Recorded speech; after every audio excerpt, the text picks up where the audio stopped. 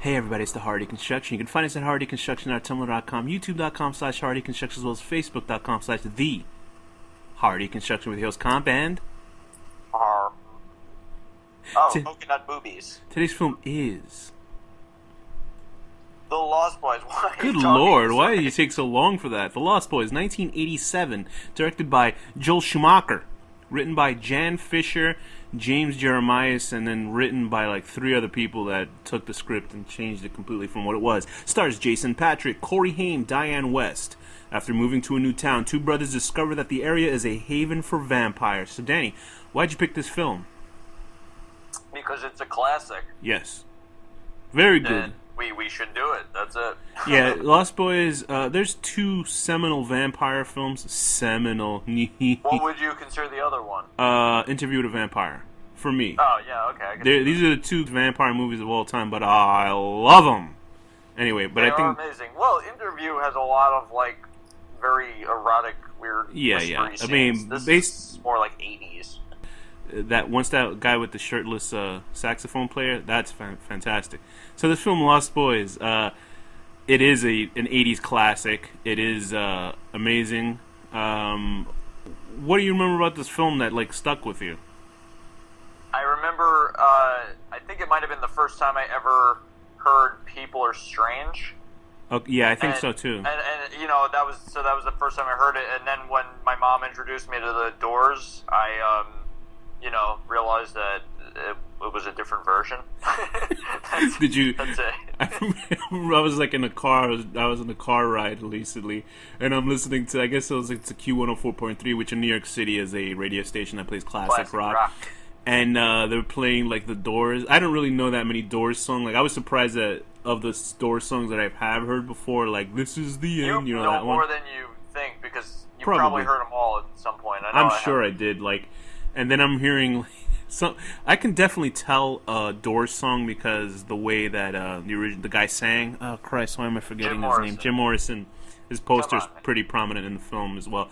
But I was listening to it just sounded like messy music, just like somebody had recorded it in their house and just kind of. But it was like 70s. Obviously, it was earlier than that music. And he was like, "City of Lights, City of Lights," and I was like, "What the hell is this?" It was a good song, but I just picture. Because whenever I think about Jim Morrison, I only picture Val Kilmer, because Val Kilmer looks like Jim Morrison. Back then he looked pretty much just like him. So I picture like Val Kilmer falling down stage and shit, going "City of Lights, City of Lights," that kind of stuff. It was a good song too. Right. Anyway, I was so dumb back then as a kid because my sister only listened to Depeche Mode.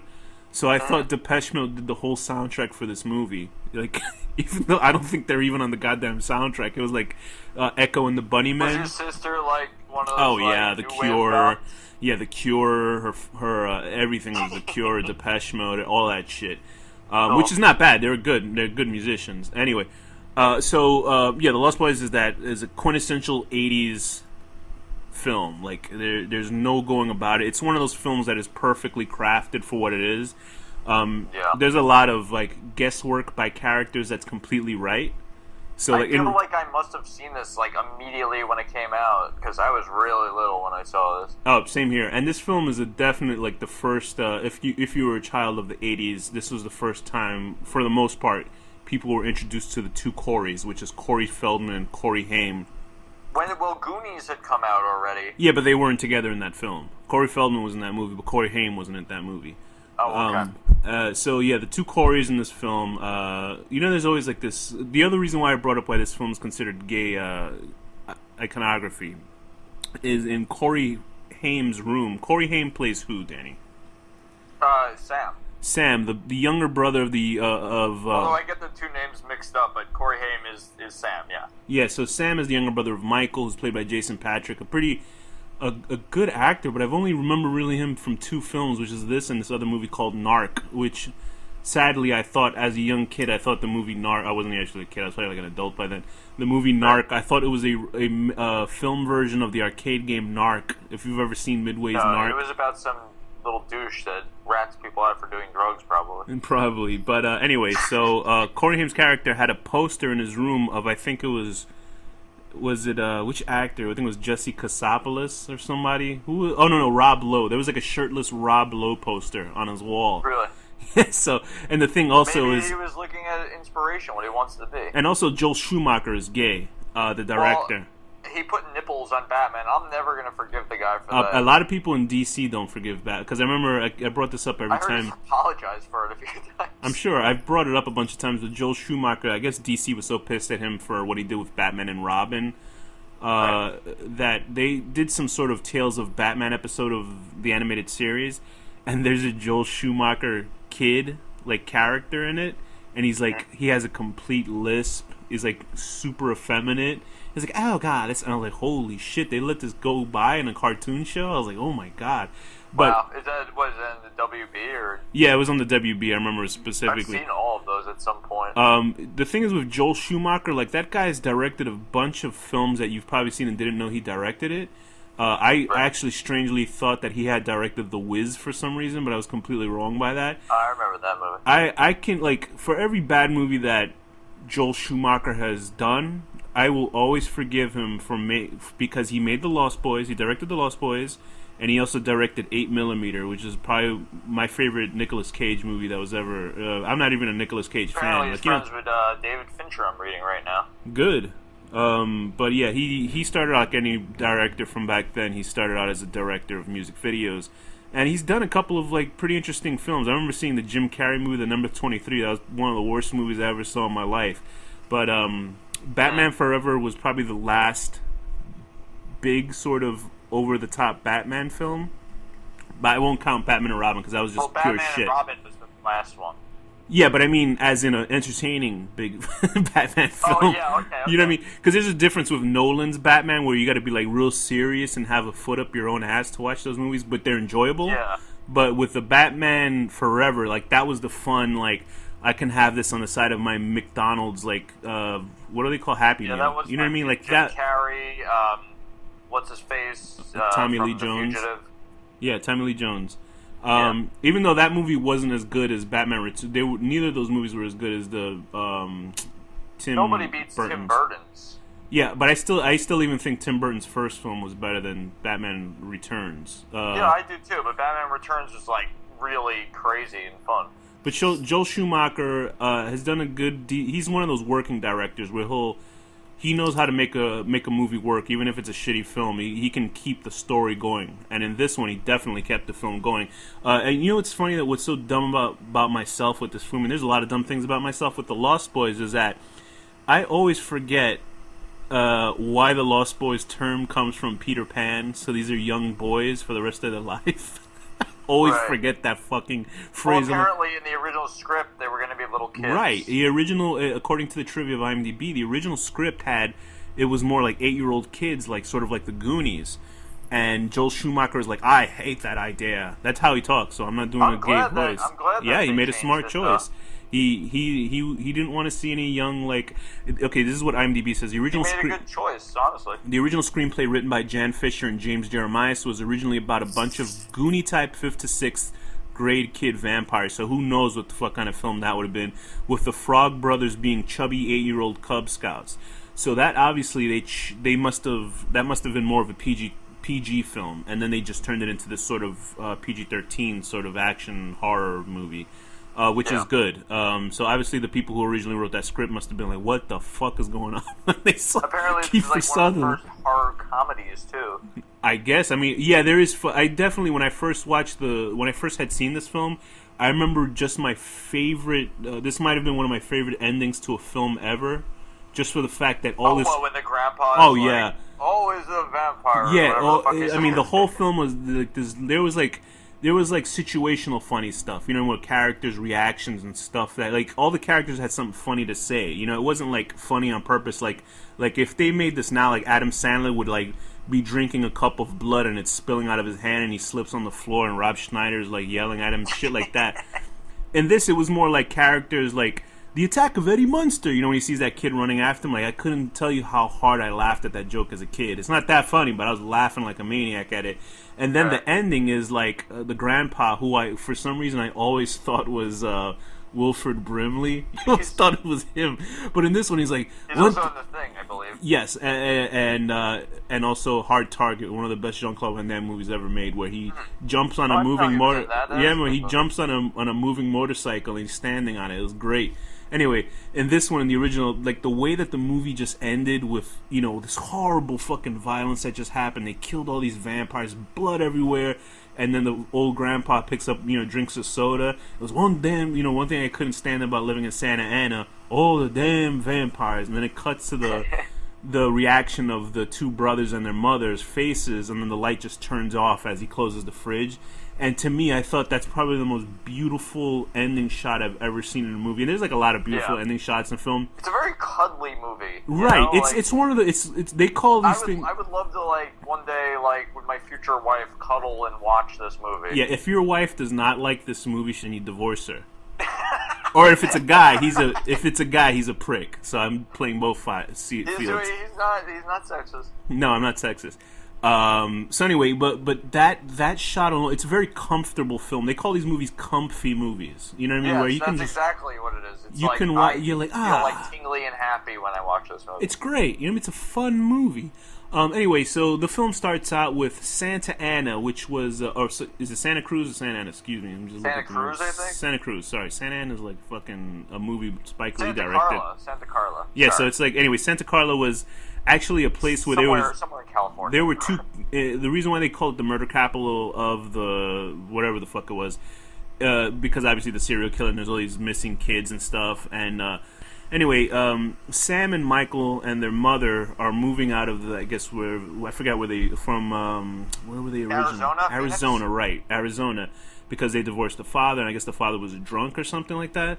So they move in with the grandfather who lives in this giant, cool ass, you know, old sort of on the plains house, this big Western style house, and they're just trying to get acclimated to the new area.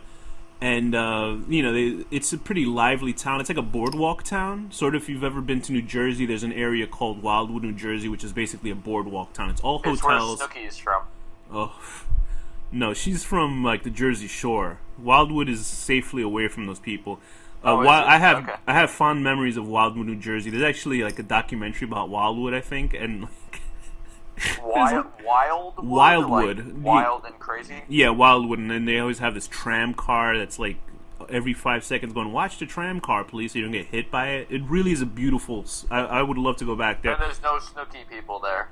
It might be, I don't know. It's been a while since I've been there. It's probably been 15 years since I've been there. But anyway, so it's this very beachfront area, and there's a lot of punkers and like real-looking people here, you know, real people from the 80s that are living in this area. And anyway, the grandfather's saying, you know, getting the kids acclimated. This is summertime, so they don't have school. That's why they have everything off. And the first thing that they do is they go to sort of this beach concert with the guy playing the saxophone, Tim Comerford, I think his name is. Tim Capella, the guy who's like shirtless, with, you know, rocking and rolling, playing the saxophone. I'll tell you this: his skin is oiled. That song is goddamn catchy. And he's playing a song called "I Still Believe." I love that song so much that I looked up that it's actually a Christian song about God. Really? So it's funny watching a movie about vampires. If you listen to the lyrics, it's like, been in a cave 40 days. It's basically a guy who's suffering, but then he knows God is around because he still believes. And so it's like a funny thing to think about. Also, that guy Tim Capella, he played for Tina Turner, and he's in a lot of Tina Turner videos. He actually shows up in Mad Max Part 3. So really, so I was just reading up. I'm looking at a picture of it. It's pretty funny. Look up Tim Capella on like where was it? Oh, there's like on YouTube. I remember I looked up the video a while back while I was watching this last year. They had I Still Believe, like a live version of it. And I forgot what the fuck they always say. Whenever you see, there's a meme, I'm sure on the internet that for a while, like 2 years ago, there was this sort of guy who would show up and just start playing saxophones. He was called like Sexy Saxophone Guy or something. He had like suspenders and he had like a mullet and shades on and a mustache, and he would just play saxophone randomly in places. Basically, he's goofing on the Tim Capello character. It was like whenever you see sexy saxophone guy, that's where that came from, is this guy. So like that's one of the origins of that. His influenced pop culture and sexy saxophone playing. Pretty much. I got to get back to later on. I got to go back to what the comments that they left for the Tim Capello video, because I couldn't stop fucking laughing at the shit that they wrote about. It's one of the funniest fucking things I've ever read, just looking through all those credits. Anyway, so while Sam and Mike. Oh, also one of the things I had always wanted to do with that Tim Capello scene. Right. I always wanted to do a scene from a movie where, like, I would have these main characters just show up at a beachfront, and I was gonna like plug it in, or right, something? and plug in the sequences of the character of Michael just staring at him, just like you know how Michael looks at the girl, you know, but just have him randomly see, like, the main character would just look over his shoulder and see the guy staring at him and slightly get disturbed because the guy wouldn't stop looking at him. Right. But I looked online. And some asshole beat me to it, because they're genius. What they did is they edited the scene, because in the original scene of the film, when they're at this concert, Mike sees this woman in the crowd played by Jamie Gertz, right? And her name is what is her name in the film? Her name is Star, and he's just staring at her, and she's like, shit, you know, she's so hot. What they did in the YouTube cut. They just have Michael, and they edit it so she's cut out, and he's just staring at Tim Capello shirtlessly playing. They just slow it down. They slow down the footage of Tim Capello playing his saxophone, so it looks very homoerotic. It's got to be the fucking funniest thing I've ever seen. I was like, damn, I wish I had thought, I'd done that shit earlier, but it's so fucking fun. Look it up. It's one of the greatest things whoever edited it was genius. Anyway, so they're at this concert. Mike becomes obsessed, like, visually with this woman, Jamie Gertz, who can blame him? She's so hot. She's a hot '80s chick. She's got this long black hair. I usually don't like '80s hair, but on her it's great. Yeah, and she's cute. She's a very cute girl. She has these very, like, these eyes that, like, really piercing, even though they're, like, dark colored. Because originally the character was supposed to be blonde, but I think Jason Patrick said we got to have her in this movie, so I guess it worked out for them. Anyway, while this is going on, Sam goes to a local comic book store which has the Frog Brothers. Who are the Frog Brothers? They're these two dorks that know all about the vampires and made a comic about how they're going to kill them. Do you think that they actually knew about vampire, like they had seen vampire activity? Well, or? they I think they knew about it, but I don't think they ever had actually met one, because if they had, they wouldn't have been nearly as scared as they were. That's true.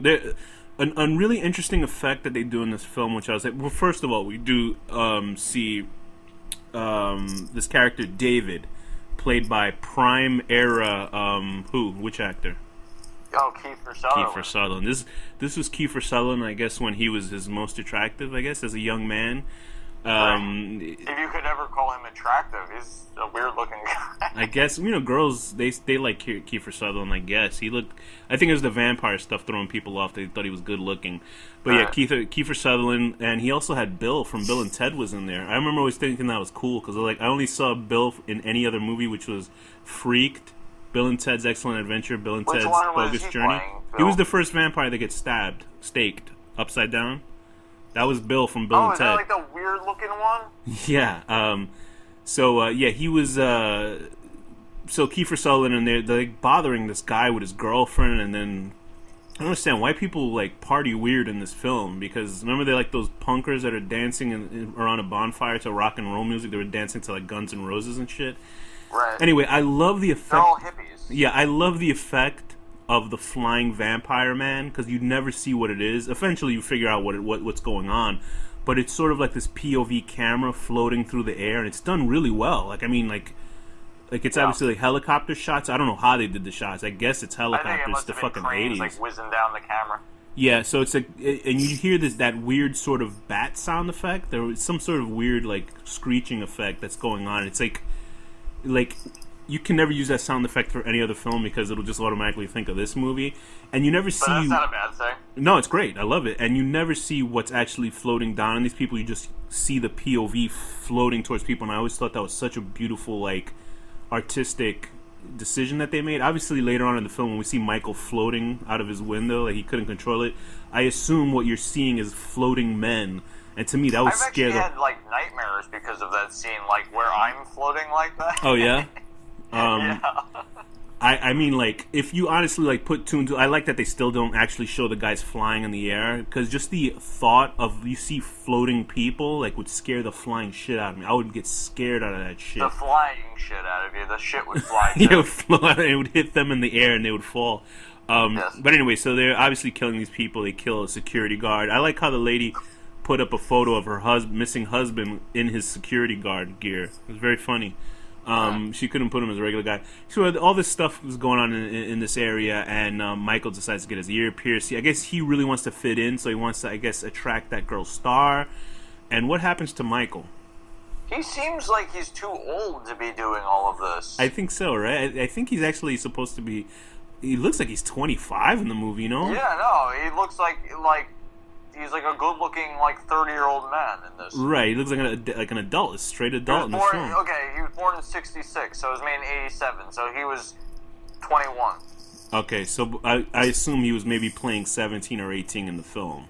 That's what I assume, because they said school's going to... He was a 21-year-old who had like a lot of older looking than 21. But remember, he was waiting to go back to school, so I assume he was on summer vacation from high school, so maybe he was supposed to be 18. I don't know, he looked no less than 25 years old. Yeah, he looks like an adult in the film, there's no question about it.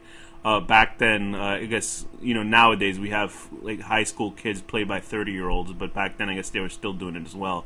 And anyway, so Michael runs into David's crowd, and what we didn't know is that David actually was introducing Michael into the group for Star to kill him, to drink his blood. So then why did he make him drink Max's blood? I guess he decided he was a cool guy. enough? Okay. Or maybe he just wanted to see his girlfriend get fucked. So he likes Star getting fucked. Do you think that... No, can vampires fuck? Can he get a boner? Like... Yeah, they do, because Michael fucks a Star in the movie, remember? No, but I'm saying, like... He fucks... David, well, he's a half full vampire. Vampires still have sex. Like, there's really no reason. Well, I got to think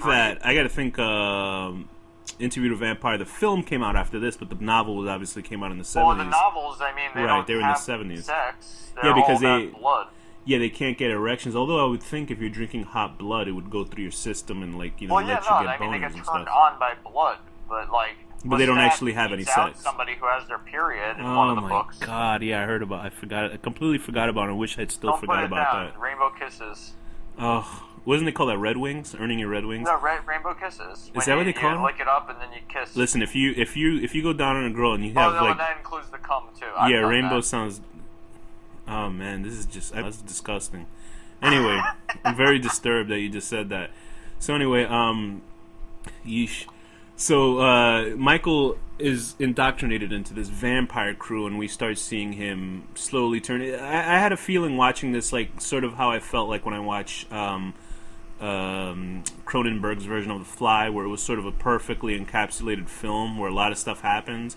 Because I remember watching this now. I had seen it back then. I don't know if I saw the film back then. And watching it now, and I was like, wow, a lot of stuff is going on. I'm looking at the time of the film, I was like, well, aren't they supposed to kill the guys hanging upside down? And then I was like, is it gonna? And then they get to it, you know what I mean? Because a lot of stuff. I love that scene of them hanging upside down. It's so great. I couldn't believe. Can I say a little side note? I'm like going on, I'm on Wiki right now.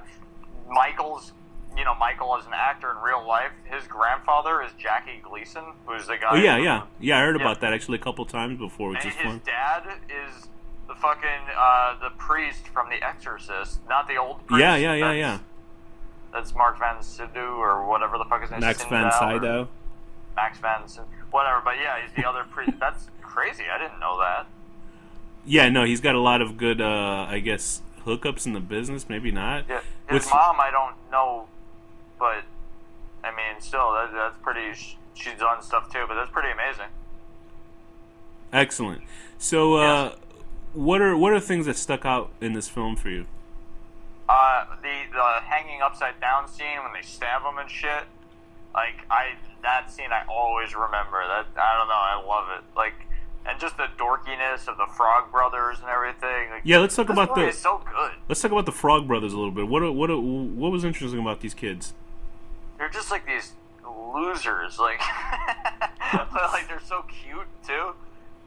and they just hunt or they want to hunt vampires. I always remember liking Edgar over Alan, because like Alan just kind of seemed like stiff as a character. Edgar was played by obviously Corey Feldman. I liked Corey Feldman for some reason because the other one's just kind of suspicious and mean.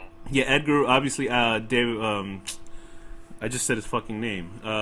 Corey Feldman was obviously in the Goonies as Mouth, and then he was also Donatello's voice in the Ninja Turtles film. So that's why I always liked whatever his name is. Only in the first one, though. Corey not Feldman, in the second, right? I think he came back in the third one. There is such an embarrassing music video that Corey Feldman did. It's embarrassing. He just came out with like a rock song where he's dancing. I guess after Hollywood, like if you don't have a career, you have to keep your name viable and interesting for people to like it. Right.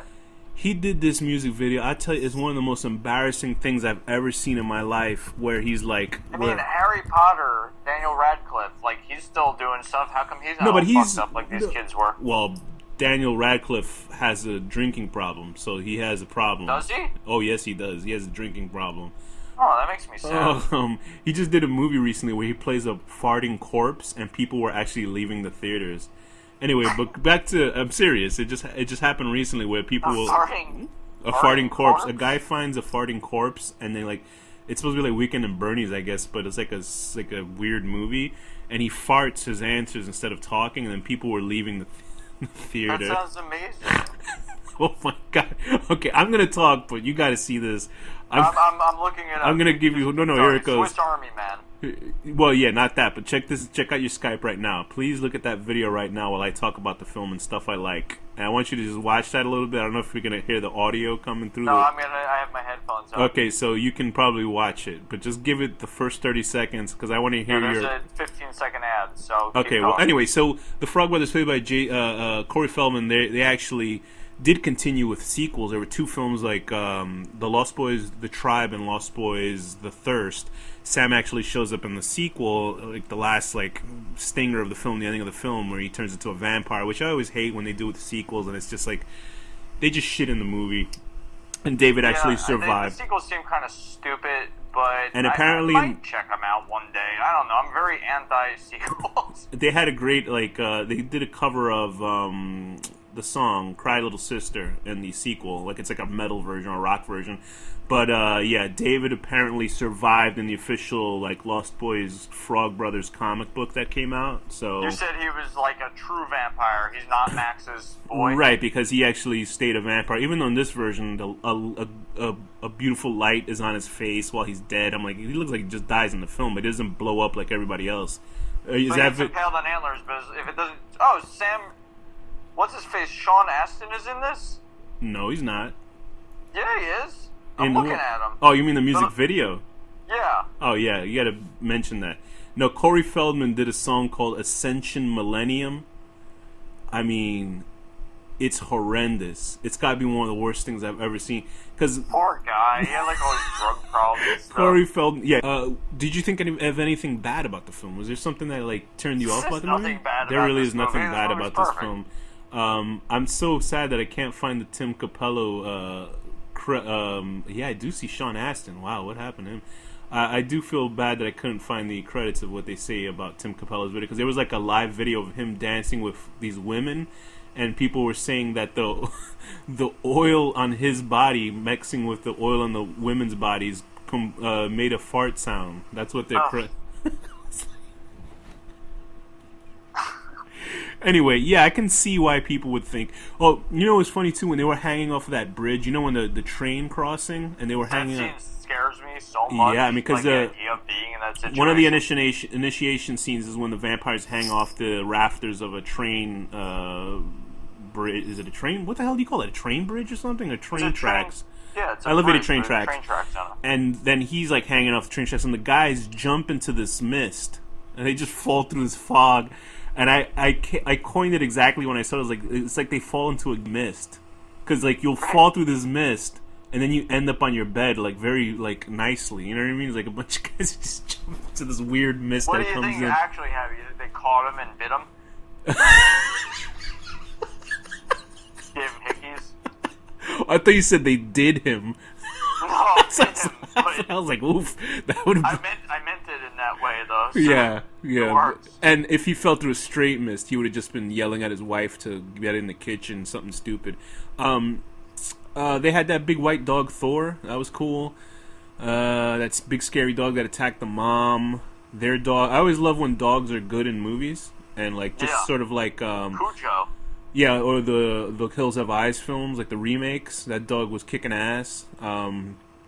Max as a bad guy. What'd you think of Max as a bad guy? He's pretty good. I like him because you don't suspect him, especially when they do that dinner scene. I thought it was kind of bizarre that he had a date with the mother, and it was the second date, and he gave her a full kiss on her lips. And I was like, didn't you just, like, this is a date. This is not like you fucking know each other. Because she works for him. I mean, he's just being forward. You ever kissed a girl on a second date? Or a first date, I'm even? terrible. I never even get a second date. Sorry about that. I'm on the second date. I do like I fucked up too. I remember I was on a date with I was like on a third date with a girl, and I was like, okay, goodbye, and then I just walked, and I was waiting across the train track, when there's divide uptown and downtown trains. Yeah. And she was sort of looking at me like I was something. So then she started pointing to her lips with her finger, and I was like, "Oh shit!" Like I was supposed to give her. Gone back. Oh no, I did. I did the whole stupid romantic movie thing. I ran up the stairs and ran up and got to her and kissed her on the lips before the train came. Look at you. And it was all downhill from there. But anyway, with this film, regular Romeo. Little Romeo the rapper who has no career. That's who he is. Anyway, what do you think about the final vampire siege towards the end? When they're in the house. Basically, if you've ever seen the movie Fear with Marky Mark, when him and his boys hang out and they break into the house. Basically, this is the original version of a bunch of guys just breaking into your house and fucking everything up. I love. How did they get in the house if they weren't invited? Yeah, that's what I don't understand too. The girl got into the house too. Jamie Gertz, she got into the house with no problem. She's not a full vampire. So she's a yeah, I guess so. Yeah, I guess there's some questions too with the little kid vampire. So they get cured of their vampirism at the end, right? What are they gonna do with that kid? Is Jamie Gertz gonna keep the kid as her like little brother or something? Because originally when I saw this as a kid, I thought that missing kid on a milk he's a missing kid, right? He's a missing kid. Do you think they're just gonna keep him there, or are they gonna like morally do the right thing? Call the cops and return him. Yeah, because and plus like. When I was younger, I thought that that was her son because I was an idiot and I couldn't pay attention to the film. But I did like the final vampire siege in the film. I thought it was pretty awesome. I thought that it was graphically violent. I guess this film came out before the Monster Squad, right? Or am I wrong? No, when Monster Squad came out. But I always love this is the first film I think where I ever saw a water gun used to fill itself up with holy water, and I always thought that was like such a great idea for a movie. I don't know if it's ever been done before this one, but I love that in this. I love like in the 80s when they came up with such like interesting ideas for horror movies as this. This came out 2 weeks before Monster Squad. Okay, so they're similar. I think they had water guns with holy water in that one, or I could have just probably mistaken that. I'm pretty sure they had that in that one too. But that was a great movie, Monster Squad. But this movie was great. It's a complete classic. I'd give it an 8 out of 10. Actually, I should give it a 9 out of 10, but just for the fuck of it. I hope that I didn't rate any other like really terrible movies higher than this one. I'm pretty sure I have. I don't think you did. I'll give this an 8 out of 10 falling off of a train tracks into a bizarre mist and then automatically falling onto your own bed. Okay. I have to give it a 10 out of 10. What happened? I can't think of anything bad to say. What happened in that mist? I think there was all kinds of shenanigans going on in there. I'm going to give it a 10 out of 10. Yes. Rice becoming maggots and pasta becoming worms. Trust me, I've eaten some Chinese food that really had maggots and rice. I actually ate Chinese food once that had like a rat poop in it. I'm positive of it. It was like really gross. I'm pretty sure. Like, imagine like there was some like no, you know what? I'm not even gonna do it because I'm just gonna do a horrible accent. Anyway, so Danny, what's the final word?